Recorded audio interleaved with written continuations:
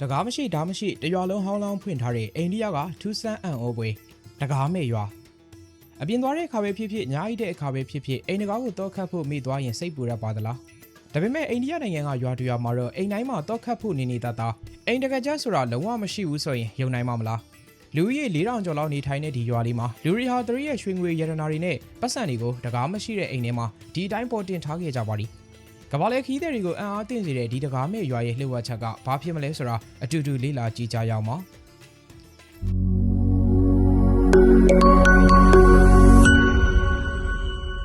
အိန္ဒိယနိုင်ငံမဟာရာထပြည်နယ်မှာရှိတဲ့ရှာနီချင်နာပူရာဆိုတဲ့ရွာလေးမှာဒီလိုထူးဆန်းတဲ့ဒလေးရှိနေရခြင်းကသူတို့ရဲ့ဘာသာရေးယုံကြည်ချက်ကြောင့်ဖြစ်ပါသည်လွန်ခဲ့တဲ့နှစ်ပေါင်း300ကျော်ကဒီရွာကမြစ်ထဲမှာထူးဆန်းတဲ့ကြောက်တုံးနယ်ကြီးတစ်ခုမျောပါလာပါသည်အဲဒီကြောက်တုံးတွေကနေသွေးတွေထွက်လာတာကိုမြင်လိုက်ရတဲ့ရွာသားတအုပ်ရဲ့အိမ်မက်ထဲမှာစနေဂျိုနတ်ဖျားရှာနီကကိုထင်ပြပြီးဒီကြောက်တုံးဟာသူ့ရဲ့ကိုပွားဖြစ်တဲ့အတွက်ရွာထဲမှာထားရှိကိုဝယ်ဖို့မိန့်ကြားခဲ့ပါသည်အဲ့ဒီအချိန်ကစလို့နတ်ဖျားကရွာကိုစောင့်ရှောက်ပေးမယ်လို့ယုံကြည်ပြီးအိမ်ဒီမှာတကားမတက်တော့တာဖြစ်ပါသည်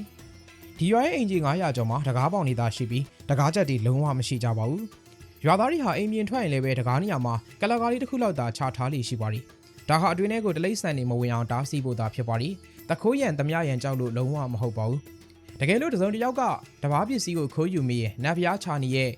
ကျိန်စာတင်ပြီးတော့မျက်စိကွယ်တာဒါမှမဟုတ်ဘေးစွမ်းနေရတစ်ခုခုနဲ့ချက်ချင်းရင်ဆိုင်ရလိမ့်မယ်လို့လဲရွာသားတွေကခိုင်ခိုင်မာမာယုံကြည်ထားကြပါသည်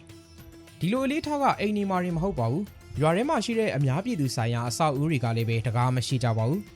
လွန်ခဲ့တဲ့2015ခုနှစ်ကဖွင့်လှစ်ခဲ့တဲ့ရွာရဲ့ရဲစခန်းဟာလည်းပဲတကားမရှိသလိုတော့လဲလုံးဝမသုံးပါဘူးဒါဟာကမ္ဘာပေါ်မှာတကားမရှိတဲ့တခုရီသောရဲစခန်းအဖြစ်လဲမှတ်တမ်းဝင်လို့နေပါသည်ပိုပြီးတော့အံ့ဩစရာကောင်းတာရှိပါသေးတယ်အဲ့ဒါကတော့ရွာမှာ UCO လို့ခေါ်တဲ့ဘဏ်တစ်ခုလည်းရှိပါသည်အဲ့ဒီဘဏ်ရဲ့ဘဏ်ခွေကလာဖွင့်ထားတာပါဒီဘဏ်ဟာလည်းပဲကမ္ဘာပထမဦးဆုံးသောတောခတ်စရာမလိုတဲ့ဘဏ်အဖြစ်ဖွင့်လှစ်ခဲ့တာဖြစ်ပြီးဘဏ်ရဲ့အရှိတ်တကားမရှိပဲခိုင်ခန့်တဲ့ဖန်သားပြင်လောင်းနေတာကာရန်ထားတာဖြစ်ပါသည်ဘဏ်မှာတော့တကားမထားဘဲနဲ့နေနေတဲ့ရွာဆိုတော့ဘလောက်တောင်မှစီကံရှိလိုက်ပါသလဲဒီရွာမှာရာစုနှစ်ပေါင်းများစွာကြာအောင်ခိုးမှုဆိုတာလည်းလုံးဝမရှိအောင်ရှားပါပါသည်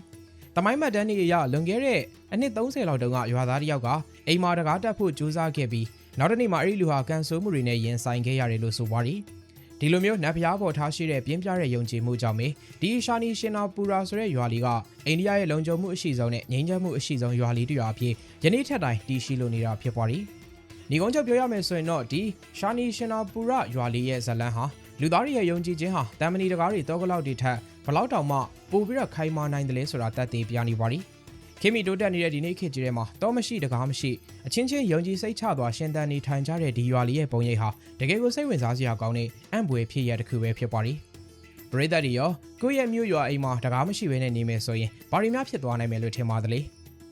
အဆုံးထိကြည့်ရှုအားပေးတဲ့အတွက်ကျေးဇူးတင်ပါတယ်ခင်ဗျာ